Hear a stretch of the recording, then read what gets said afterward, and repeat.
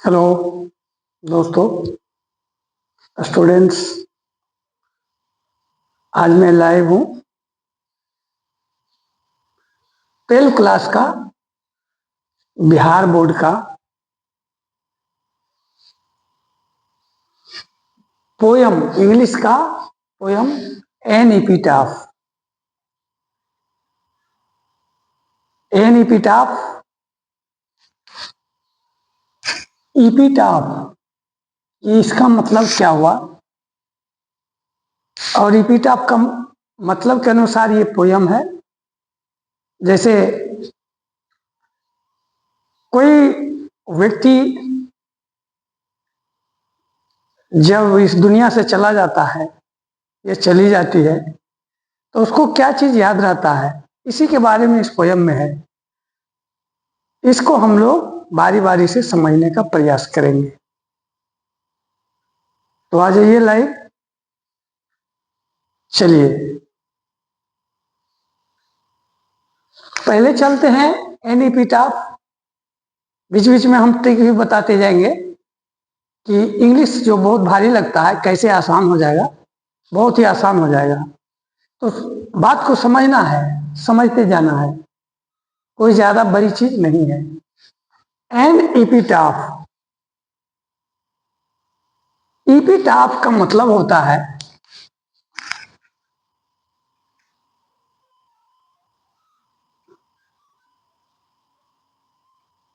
शिलालेख। या जब कोई व्यक्ति मर जाता है वेस्ट कंट्री में, वेस्ट कंट्री मतलब है यूरोप वगैरह, अमेरिका। अभी जो हम लोग में है, हम लोग क्या है, ईस्ट कंट्री में।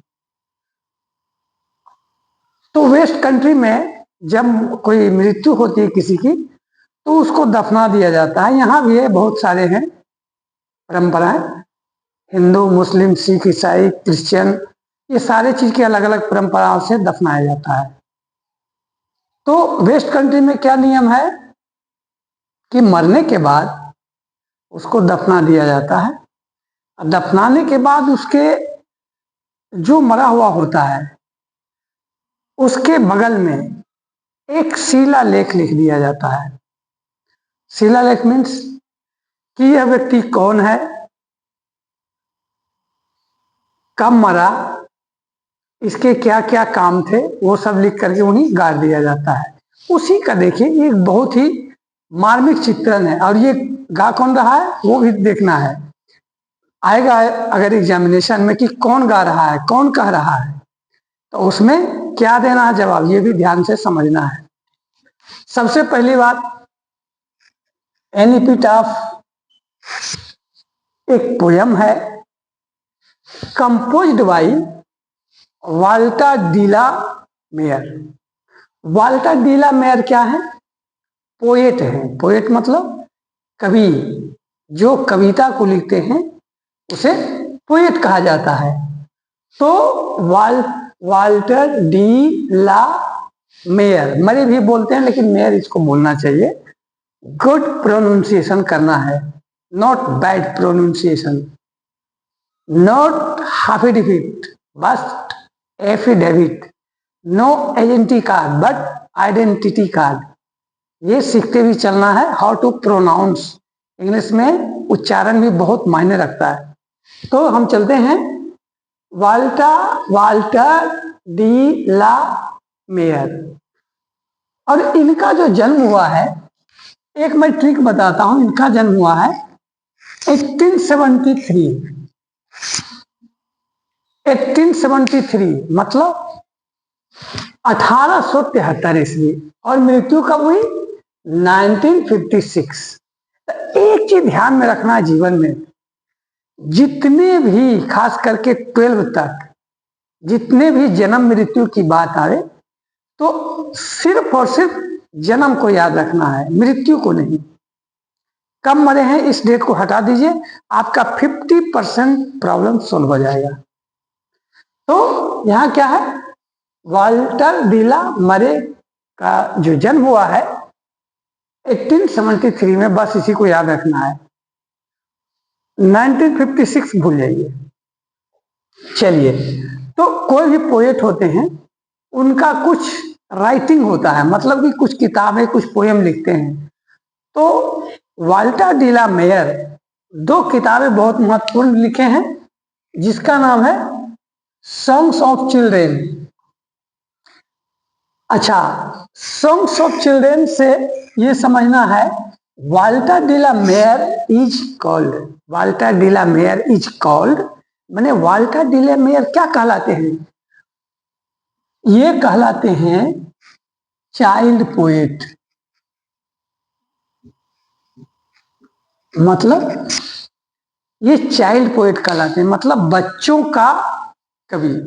मतलब ये बच्चों की तरह लिखते हैं, बच्चे के बारे में लिखते हैं, बच्चे के बारे में। He thinks about children, sees to children and thinks about children and writes about children. ये बच्चे को ही देखते हैं, बच्चे पर ही लिखते हैं, बच्चों के बारे में ही सोचते हैं, इसीलिए ये कहलाते हैं चाइल्ड पोएट। उनका एक हो गया सॉन्ग्स ऑफ चिल्ड्रेन, दूसरा हो गया पीकॉक पाई। ये ध्यान रखना है, इनका 2 ही है, एक है सॉन्ग्स ऑफ चिल्ड्रेन, दूसरा है पीकॉक पाई। ये उनकी कविता है। उनकी कविता इस तरह से याद रखना है कि एक है सॉन्ग्स ऑफ चिल्ड्रेन और दूसरा है पीकॉक पाई। अब इसमें आएगा क्वेश्चन में, क्या आएगा, ऑब्जेक्टिव में भी आएगा, क्या, who is called child poet. Means मतलब क्या हुआ, चाइल्ड पोएट कौन कहलाते हैं। तो क्या लिखेंगे, उसमें ऑप्शन रहेगा, अलग अलग रहेगा, जिसमें रहेगा एक वाल्टर डिला मेयर, या नहीं तो ऐसे रहेगा, Walter de la Mare is called dash. मतलब वाल्टर डिला मेयर कहलाते हैं, क्या कहलाते हैं, चाइल्ड पोएट, या नहीं तो ए पोएट ऑफ चाइल्ड, यही कहलाते हैं। चलिए, अब उनकी कविता है, बस इतनी ही पोयम है, इतना छोटा है, लेकिन इसका जो थीम है बहुत ही बेहतरीन है और बहुत कुछ कहा जाता है। पहला लाइन है, हेयर लाइज, ये कौन गा कौन रहा है, हेयर लाइज मतलब यहां लेटी हुई है, मतलब मर गई है, उसको सुला दिया गया, मतलब दफना दिया गया है। क्या, कौन कह रहे हैं, ईपीटाफ, ये जो शिला लेख यानी ये पत्थर का जिस पर लिखा हुआ है, पत्थर कह रहा है, लिखा कौन है, लिखे तो है वाल्टर डिला मेयर, लेकिन ये गा कौन रहे हैं, कह कौन रहे हैं, ये कह रहे हैं शिला लेख। क्या कह रहे हैं, अपने दर्द को बयां कर रहे हैं और वो दुनिया को एक सलाह भी दे रहे हैं। क्या सलाह दे रहे हैं वो देखिए, here lies a most beautiful lady, मतलब यहां एक बहुत ही मोस्ट ब्यूटीफुल, मतलब ब्यूटीफुल मतलब क्या होता है, सुंदर, लेकिन मोस्ट ब्यूटीफुल का मतलब हुआ बहुत ज्यादा से ज्यादा, मोस्ट मतलब सबसे अधिक। अब ब्यूटीफुल माने सुंदर, सबसे अधिक सुंदर लेडी, लेडी मतलब महिला, यहां लेटी हुई है एक बहुत ही सुंदर माने सबसे सुंदर महिला। अब यहां कहता दूसरी लाइन में, light light of step and heart was full, मतलब वो कह रहे हैं, कौन कह रहा है, शिलालेख कह रहा है कि वो इतनी सुंदर थी कि हरेक सभी के हरेक कदमों का वो प्रकाश थी और सभी के दिल में वो थी, वो सभी का दिल थी वो, ऐसा वो कह रहा है। देखिए आगे क्या कहता है, इसका मीनिंग क्या हुआ वो आगे निकलेगा। Light of step and heart was she, कौन थी, सभी के कदमों का प्रकाश और दिल, कौन थी, वो लेडी थी, वो जो मर गई है, लाइज, हेयर लाइज, यहां जो लेटी हुई है। और क्या कहता है, I think she was the most beautiful lady, कहते हैं कि मेरे हिसाब से आई थिंक, मैं समझता हूं, कौन कह रहा है? शिलालेख कह रहा है। और लिखा कौन है? लिखे तो है वाल्टर डिलामेर, इनके मुंह से कहवाए हैं, पत्थर के मुंह से। शिलालेख का पत्थर जो है उससे कहवाए हैं। जो वहां गड़ा हुआ वही कहता है मेरे सामने गड़ी हुई है, लेटी हुई है सबसे सुंदर महिला।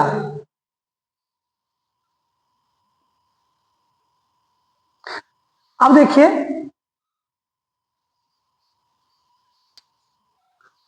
कहते हैं I think she was the most beautiful lady. मेरे हिसाब से मैं समझता हूं कि वो उस समय के, मतलब वो जो थी सबसे सुंदर महिला थी, वो जो अभी लेटी हुई है।